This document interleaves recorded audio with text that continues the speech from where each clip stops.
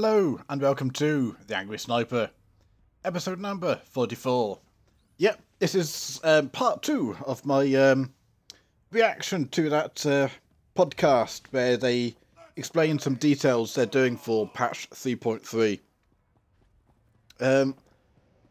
This one I'll be going, I'm going to talk about the AOE interrupts, but first there's something I mentioned I was going to mention in yesterday's vid, but I'm an idiot, I forgot. So I'll say it now instead. About their comment about snipers not the player base differing, having a different opinion to that of the devs. I had thought that I've got a fair few snipers. I've got two not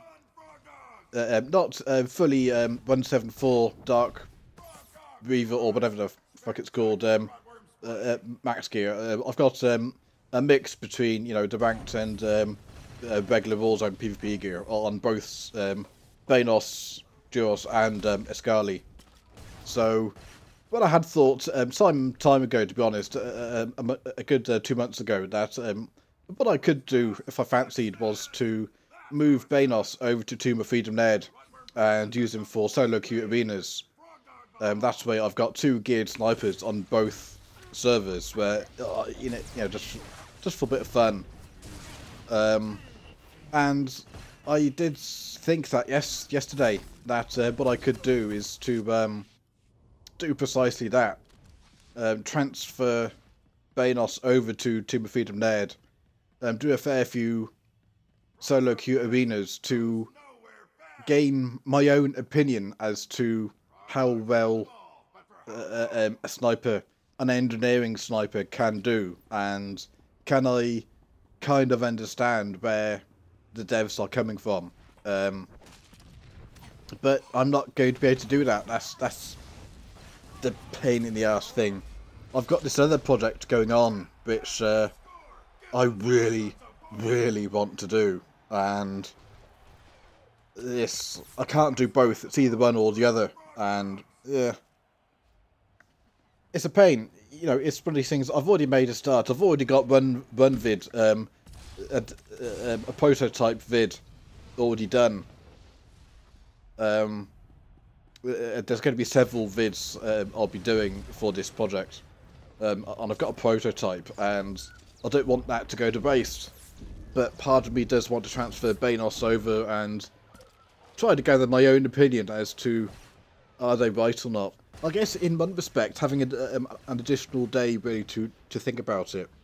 When they say snipers are doing quite well, they are probably using that phrase in context to regular Warzones, solo queue and group arena. And in that respect, I guess I can kind of see it. In regular Warzones, I mean, yes, there's issues, don't get me wrong. But we can do okay. You know, it's not the best, but by far definitely not the worst if you played the class right, you know. In group ranked, in the group arenas, I'm not really interested in those. I haven't really ever set foot in group arenas, really. I know my server does like kickball stuff, and I've thought about maybe one day I'll have a go, but I'm largely not really that interested. The trouble with that sort of thing, you do get some people, they take it far too seriously, and I'm just not the serious type for that sort of thing, you know. I've got an odd viewpoint. Yeah, not for me. So I go from what I read, hear from other people, which I respect, and from what they have said, the problem with group arena is a lot of people say on the forums, and some of you might even say it yourself, like, group arenas, snipers are great. They're one of the best DPS classes you can have. Well, you're not talking about the sniper class. you are most likely talking about the marksman discipline, you know, the marksman spec. It's not the class, it is the spec. And that's the problem, that is the issue.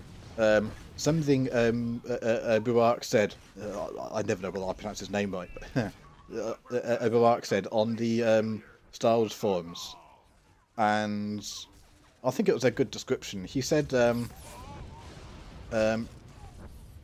the mechanics of how marksman works is best suited to group arenas. Out of all the other specs, it's just the way it is. The defensive issues which the sniper class as a whole has is made up by the guard and healing you get in by your teammates. Because the mechanics of the marksman kind of is better than the other two, that's why the sniper is perceived to be doing well. Now, I've got no way of knowing, to be honest, how good or bad engineering and virulence do, in all honesty, but I can kind of see what they're saying and understand it, you know. So regular Warzones we do okay.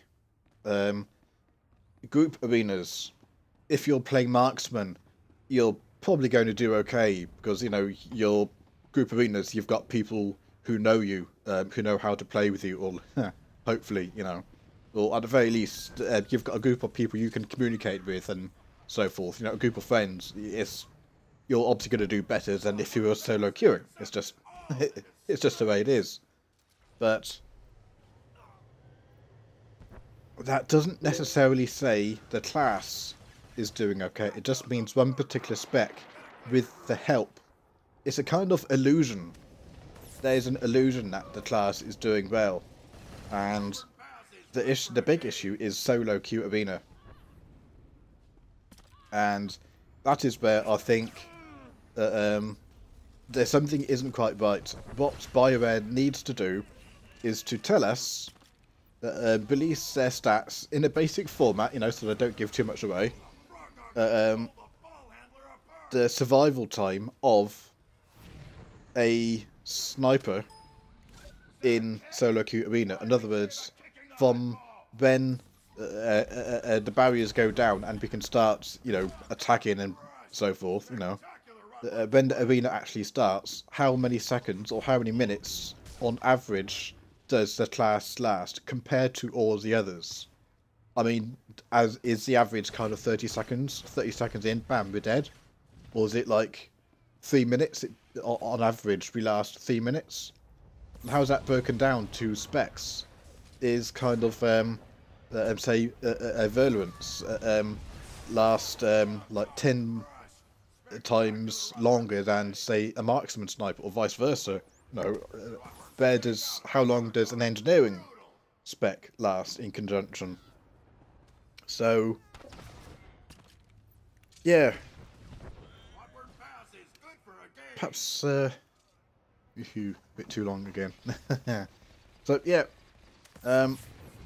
so on to the next bit, the AOE damage, and that's why I really want to do this vid. So yeah, the next bit is the AOE interrupts, and I have to say, I'm having difficulty saying what I want to say about this because there's so many different elements. I can go on for a long period of time. I mean, the previous version of this, which I've got rid of, was 40 minutes long. So I'm not going to dally around. Essentially, Plasma Probe, Orbital Strike, Suppressive Fire. If this goes live in patch 3.3, those skills I've just mentioned will not interrupt as players try to plant a bomb in Voidstar, or cap a pylon, a turret, a bunker in Hypergate, Navari Coast, Civil War. You'll have to use knockback skills or single target damage in order to interrupt them from capping. And I can kind of see why. I don't think the Force-Storm fiasco helped, because all that Force-Storm did was to get existing sorcerers of all specs using Force-Storm a lot more than they're used to.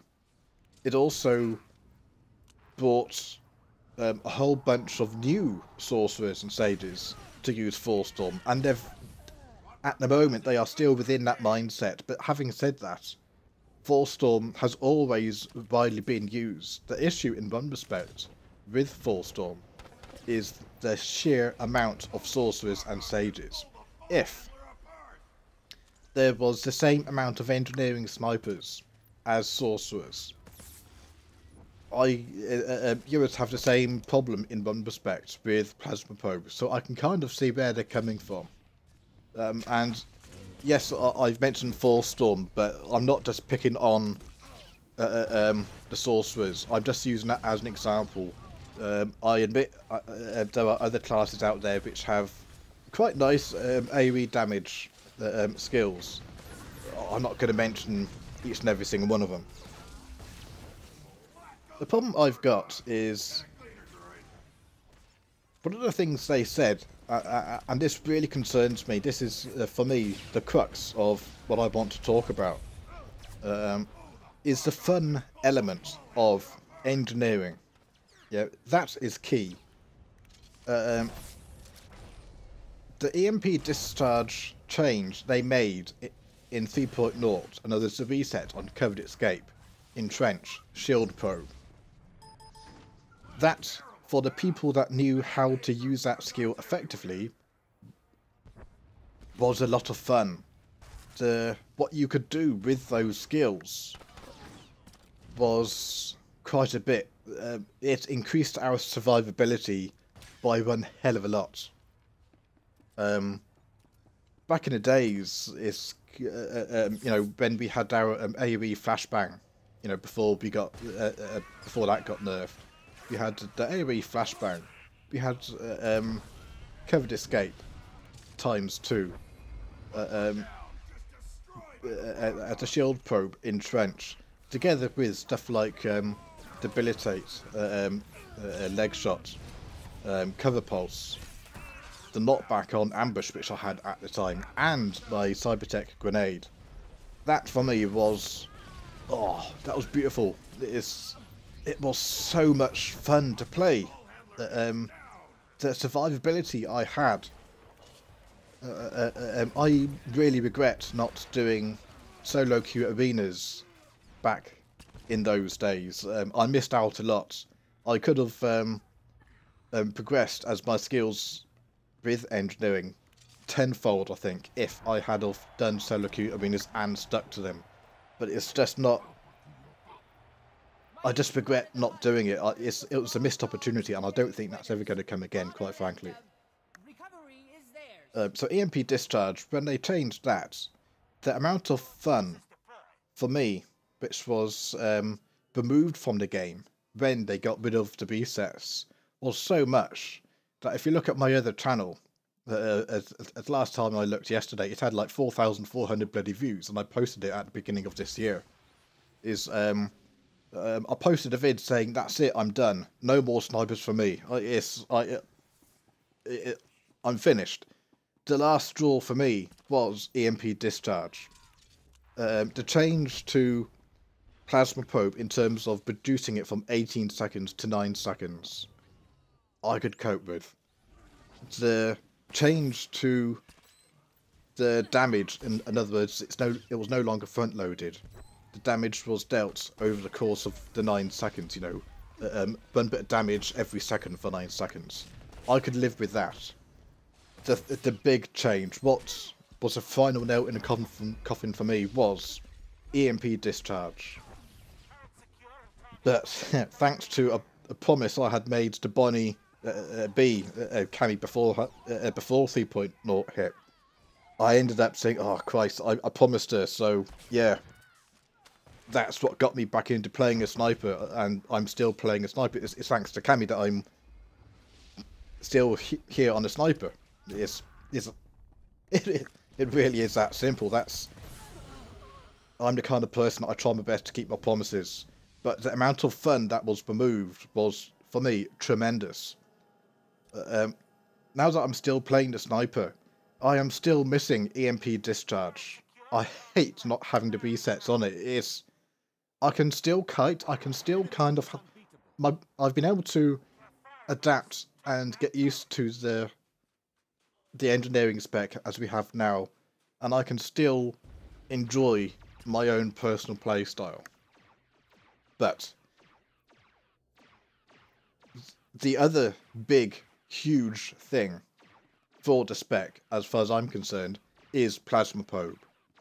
Plasma Probe, for me, when I first started using engineering, way back in 1.3, 1.4, I forget which exactly, I was dialing with lethality and marksman.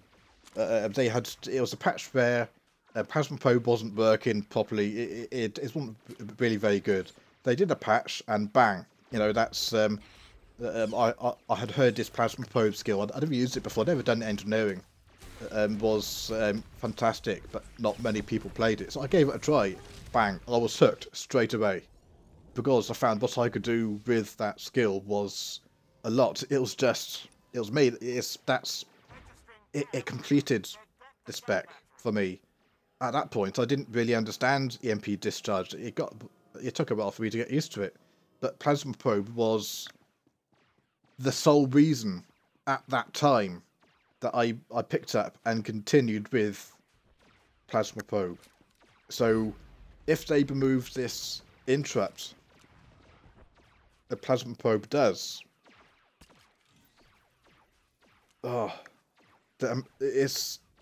It's going to be another chunk of fun removed from engineering.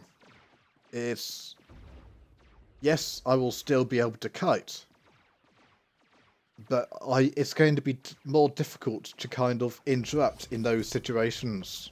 I mean, my survivability is down, so I haven't got kind of the reset on covered escape. I can't zip around like I used to be able to do and interrupt to kind of get around, because you know what it's like, say one of the side turrets in Civil War. It's very good to kind of put Plasma Probe down and then walk around, because then the person will walk around the other side. Well, whilst they do that, you walk around to the other side. You've still got Plasma Probe down, and you get what I mean. But you won't be able to do that. You'll have to circle round, and if you're kind of defending, they're attacking. It's a poor example, and what you're seeing on the screen is not an example of that. But every way I look at it, that it's going to decrease the amount of fun. And then the whole thing about, take the kind of Voidstar example. When you plant a bomb, it takes 18 seconds, 20 seconds, I think, for the bomb to go off. Now, in the past, Plasma Probe before 3.0 was 18 seconds, so it was excellent. You kind of put that down, and there's no way somebody was going to disarm it as long as you lived. It was that simple. Now it's just 9 seconds, so we can do the same kind of thing, but it's much more hazardous. You can die twice as often because you have to nip out of cover once every twice as often these days. But we've all been in Voidstars, every single one of us, where like our team has managed to cap and think of like somebody's done a sneaky cap. They haven't been paying attention, and they've got say 5 or 6 people in the immediate area, and no one's noticed someone capping. Well, bang! They're now going to notice. They all go to disarm it. You put down AOE down to interrupt them. But here's the thing. The AOE no longer interrupts them, so you've got to target them or use knockbacks, etc. That's not always going to be possible. I forget how long it takes to actually disarm. It's either 2 seconds or 4 seconds. I honestly can't remember which. But if you've got a lot of, say, 5 or 6 people clumped up together, it's in that situation, it'll increase the amount of stalemates, and that's their justification for removing the interrupt capability of AOE damage, is to get rid of the stalemates. Well, for Voidstar, especially Voidstar, it's not going to work. You know, it's all I can think of is going back to like when I'm trying to, on occasions I try to disarm, or even when I'm trying to cap in the first place. You know, it's not just I mean, yeah, if you're trying to cap and the other team has a healer or something, you will have a lot of AOE damage dumped on you, which means you can't cap. So yes, if you're trying to cap and you can't because of AOE damage, yes, it's going to have the impact they want, potentially. But I keep on... See, I'm so conflicted about it. I don't think it's a good idea. I don't like it. I can see what they're trying to do, but for me, AOE damage is not the sole reason why you've got stalemates. It's just not. And I mean, for example, when, let's just say for argument's sake, I'm defending, and our door goes off. Let's just say for argument's sake, they plant a door, and the bomb goes off at with 6 minutes left on the clock. Shit. Unless I've got covered escape, or I'm in, like, I've just died, so, you know, bad timing. If I'm alive, I make sure I position myself so that I'm ready to move instantly as soon as that bomb goes off. When that bomb goes off, I covered escape down the tunnel. So I then walk across, and I don't think I've failed once yet, to be perfectly honest. I'm able to go down, plant a plasma probe down to interrupt them. Now, yes, that's going to interrupt them, and quite often, if you look at the minimap, I'm always one of the first there. So, of course, that's not going to stop. I can still do that. But, in order to interrupt that cap, I'm going to have to go much closer. Much closer. And as a sniper, and with if the person trying to cap is followed by a few people, I'm going to die that much quicker. So it means I'm not going to be able to use that tactic. I might as well not even try to do that, you know. Now, take this stalemate justification. Say, for example, I have done precisely that. I have interrupted with my plasma probe before anyone else from my team have got there. Say that gives the time needed for my team to get there. Well, trying to unlock the shield so the bridge extends and so forth, it's very rare if you've got 6 minutes left on the clock that the defending team prevents them from unlocking the shield. I'm sure it does happen, but on very rare occasions. Yes, you can sometimes delay it for 2, even 3 minutes. That's a long time. But 6 minutes? Nah, it's just not going to happen that often. That in itself is not going to be justification. Now, all this interrupt stuff with AOEs is... AOE is not the problem. AOE is not the cause of all this stalemates. It's a contributing factor, but it is not the cause. I just cannot see where they're coming from. I've thought over in my head about the scenarios where I use my plasma probe for in Navari Coast and Silver Ball and Hypergates and all that stuff, and I still can't see it. The other brilliant example is Navari Coast. We have every single one of us who PvPs. Every single one of us has been in a Navari Coast where each team has got one person on the west and east bunkers guarding it. So the other 7 players on each team are trying to cap middle, or south, whatever you want to call it. How many... We have all seen the occasions where there has been one person on the opposing team inside the bunker. Our team, you know, the team I'm on, you're on, has got all 7 players within visible or near visible line of sight to interrupt that player who's capping. They don't. You know, it's sometimes the only way, in one respect, it's kind of, if you've got one person like me who notices and spends a time putting down AOE skills and so forth, and dropping down because people aren't taking much notice, but the opposite team are seeing what I'm doing and trying to kill me, so, you know, I stopped doing the AOE. As soon as that happens, say I'm focused by 3 or 4 people, had no help from my team, and I've died, therefore the person inside can actually start capping. I'm sat there at the respawn, waiting for the shield to go down so I can walk out the door and try to help again. I'm sitting there and I just watched it cap, cap, cap, cap. It's even if you've got people spamming AOE inside the bunker, you can still stand outside the bunker. There's a great big arc, yeah?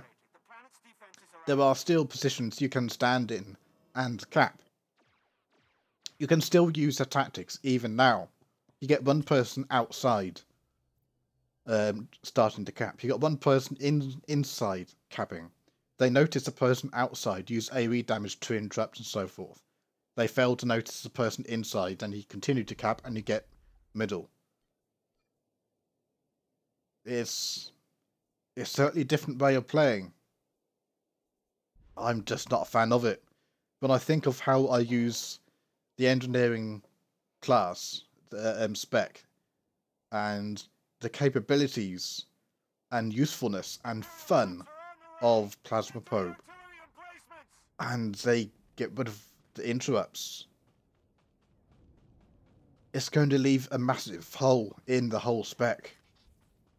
Engineering has always been the most objective spec for snipers, much more so than marksmen, much more so than virulence.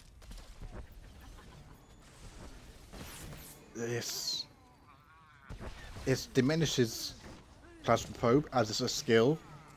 It diminishes its usefulness. It diminishes the class. Because it's not just Plasma Probe, of course, it's suppressive fire and everything else. If they decided to leave Plasma Probe alone and did Orbital Strike and suppressive fire, you know, in other words, those 2 skills stopped interrupting, I think I would be okay with that. It is Plasma Probe specifically, which I don't want them to take that away.